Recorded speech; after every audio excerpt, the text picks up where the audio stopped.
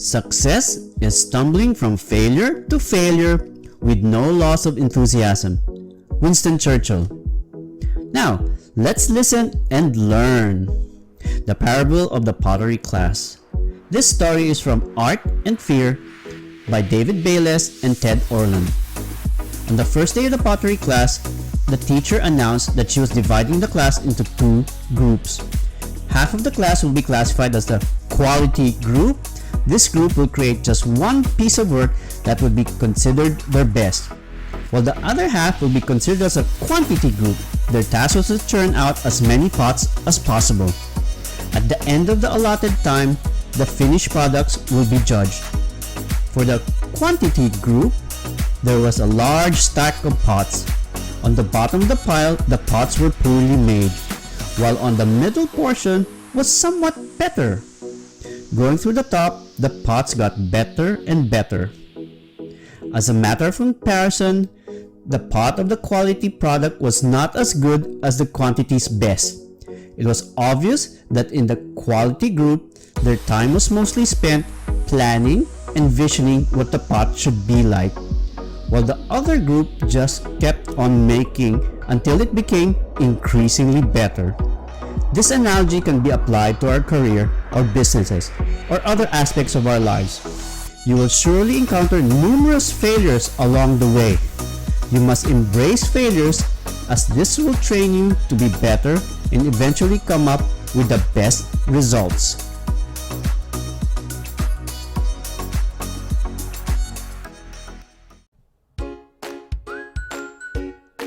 How failure can help you succeed.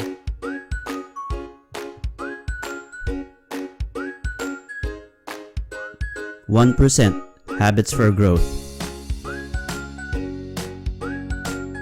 In his book, How to Fail at Almost Everything and Still Win Big, Dilbert creator Scott Adams shares his numerous failures and how they were beneficial to his later success. In his past failures, he was able to learn things that would later be useful to achieve success.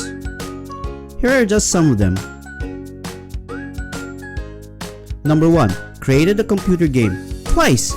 He spent 2 years learning to program to create space-themed arcade games, but by the time they launched, they were way behind the current technology.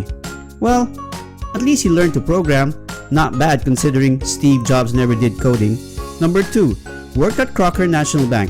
He was employed here for 8 years and worked his way up from bottom to lower management. In this job, he learned so many things about banking, finance, and technology. Number 3. Invested in WEBVAN. WEBVAN was supposed to be to grocery what Amazon was to books. As the stock price went down, he kept on buying. The company soon closed.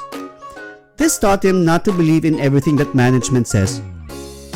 Number 4. Published a meditation guide. He wrote a beginner's guide to meditation. He advertised through a small publication. He was only able to sell 3 copies. This taught him about advertising, marketing, and product development. Number 5. Owned a restaurant. Twice! He partnered with someone who was already in the restaurant industry. It started out well, but soon there was too much competition in the area. Same thing with the next restaurant.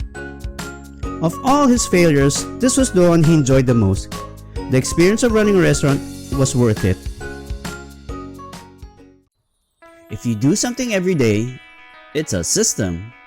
If you're waiting to achieve it someday in the future, it's a goal. Scott Adams. Are you struggling to achieve your goals? Maybe it's time to change your approach. Rather than just focusing on your goals, you should instead focus on creating systems. Systems are a set of habits or procedures that you work on towards a goal. Let's say your goal is to have a healthy and loving relationship with your partner. Your system can be to spend regular quality time together. Thinking of writing a book? Try to write at least 1 page each day. Looking for your dream job? Work on researching opportunities in your target industry. Your goal is to build a new house. Start studying different house designs. Learning a foreign language? Practice a few minutes each and every day.